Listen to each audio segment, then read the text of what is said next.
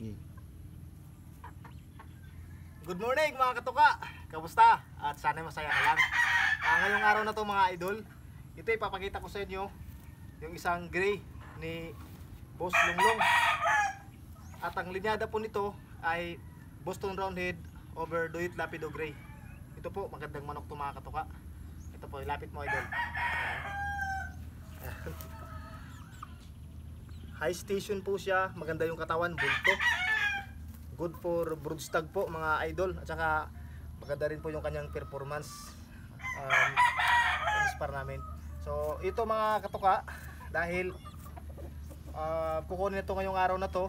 Nandito kasi yung kapatid ng aking boss, si Brandon. Shoutout sa cameraman. So nandito siya ngayon para i-pick up yung mga manok ni Boss Lunglong dito sa manukan. Papauwi na dun sa kanilang manukan. So ito po, yan, ito lang. Napakabait po ito na manok mga idol, hindi ito nanunuka, hindi nangahabol, at saka hindi na mamalo. Kaya gusto kong hawak-hawakan sila kahit buong hapon. So, yun mga idol, ito ngayong araw na to, ipapakita ko din po sa inyo yung kanyang mga ibang manok na dadalhin dun sa kanilang manukan. Tara, ito yung Boston Roundhead. Yan. Yan po yung Boston Roundhead.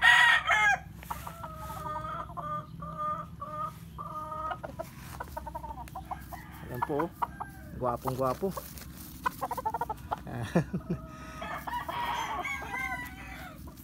Boston Roundhead.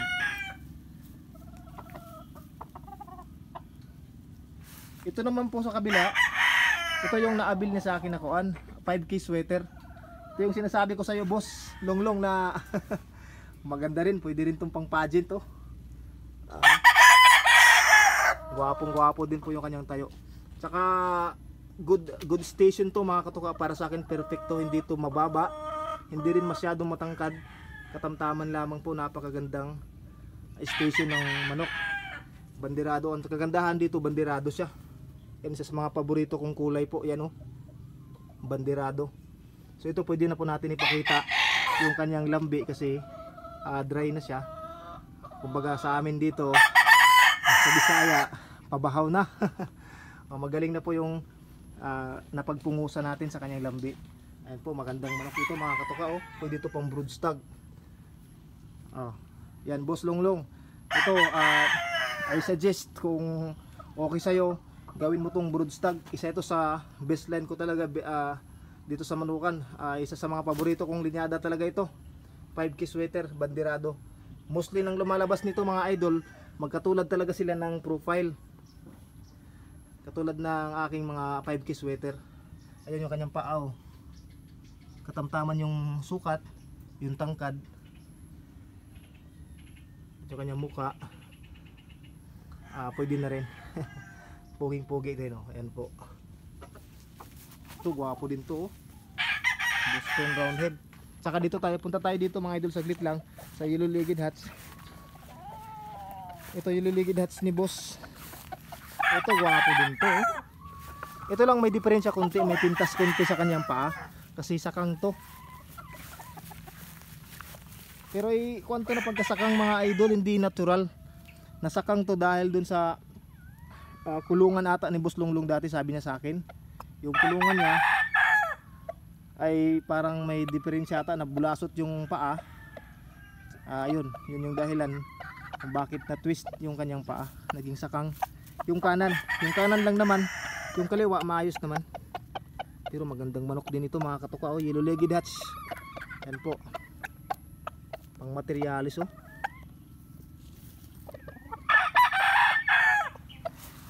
Gusto ko yung mga manok ni Boss Lunglong, mababait eh, hindi na mamalo. Hindi nanunuka. Ayun po mga katuka. Dito naman sa kanan, tadan! Ang model ng tanglad. Si Jogod Gray oh. Ito yung tanglad oh. Shout out dun sa nagsabi sa akin na magtanim ka ng tanglad boss para iwas ahas. Takot daw yung ahas sa tanglad. Totoo ba mga idol? Pa-comment naman. Ayun oh, buka. Ayun si Jogod Gray oh. Naglulugon pa siya ngayon kaya hindi pa nga masyadong gwapo. Lang, marami ng kwan dito, marami ng mga wild grass. Ayan. Kunin ko lang itong mga nakatakip sa babuhay. Ayan. Okay. Okay. Ito umiitlog na to mga idol oh. Itong Duit Lapido Gray ni Kwan Buslonglong oh, napakagandang mga inahing manok to mga katuka. Ano? Wow. Oh.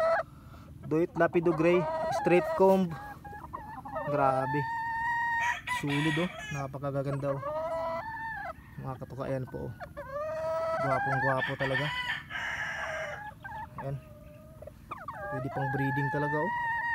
Ganda yung mga station nila. Medium to high. Pulang pula yung mukha oh. Ito pagdating to dito medyo maputla pa. Kaya binigyan ko na kagad ng mga vitamina. Number 1 na po yung kuan, yung Progen Z. Yes po, yung Progen Z. Napakalaking tulong po nun. At saka yung Betamax. Yan. Nag-inject ako sa kanila 0.5 weekly.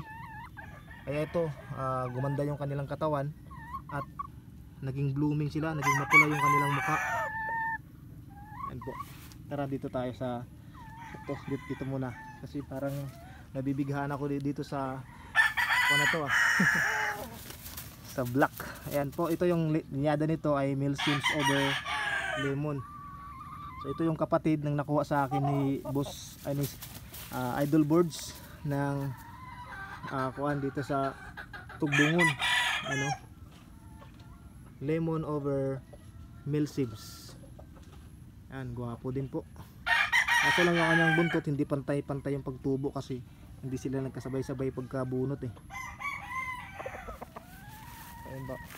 Ito naman last update ko kayo sa 5K sweater. Kaso nakatago siya eh. Okay, next time na lang pag lumabas. Labas ka. Ayan, lumabas. Oh, yung mga katuka oh. Oh, mailap pa, mailap.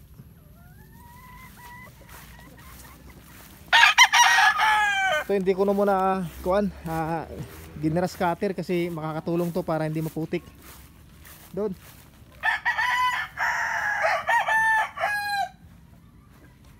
Sa video lang doon. Ayan. Ayan po. Teka lang. Ayan. Alika doon. So ito, maraming salamat kay Boss Longlong sa pagtiwala na sa akin sa mga ilang kahit sa munting panahon or kaunting panahon na nandito yung kanyang mga manok. So ako po ay nagpapasalamat din sa kanya sapagkat kahit pa man na itong manok ay kumbaga maiksi lang namin pinagsamahan ba, pero masaya talaga mag-alaga ng manok lalo na kapag mahal mo yung pag-alaga ng manok. Kaya Boss Longlong, salamat sa tiwala mo. Ito, maayos ulit yung manok mo, ibabalik ko sa'yo ng maayos. Tsaka salamat kay Brandon sa kanyang teka lang, pakita natin sa kanyang kapatid. Kuan lang, half court kasi wala siyang damit eh. Half court. Brandon, ayan. Kaway ka Brandon. Batiin mo yung mga kuan mo. Masaya, mayayain. Mayayain si Brandon, yung kapatid ni Longlong. Okay. So ito, muli, mga katuka, maraming salamat muli sa inyo pagtapos ng video ito at sa mga subscribers ko. Sa mga hindi pa nag-subscribe, kayo na po yung bahala mag-subscribe. God bless po, sana masaya ka lang. Lagi nating tandaan, ang Sabong Sports lang. Huwag tayo magpakanulong sa sugal. Ingat!